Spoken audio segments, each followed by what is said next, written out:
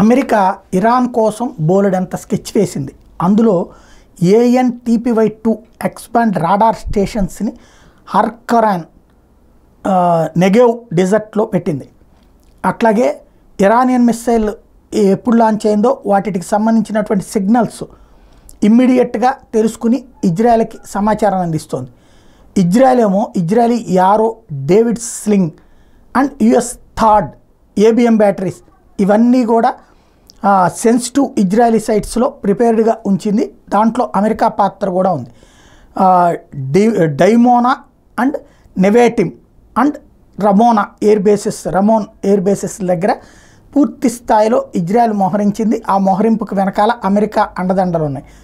అదే సందర్భంలో ఇరానియన్ మిస్సైల్స్ని నెవేటిమ్ దగ్గరే రమోన్ ఎయిర్ బేసెస్కి ముందే దారిలోనే పడగొట్టగలిగింది ఇజ్రాయెల్. అంటే త్రూ అమెరికా హెల్ప్తోనే అవి. అలాగే టోటల్గా చూసుకుంటే ఇజ్రాయెల్ విక్టరీ సాధించినట్టే. వీటన్నిటి వెనకాల ఉన్నటువంటిది మాస్కెచ్చే అని అమెరికా పరోక్షంగా ప్రపంచానికి చెప్తోంది.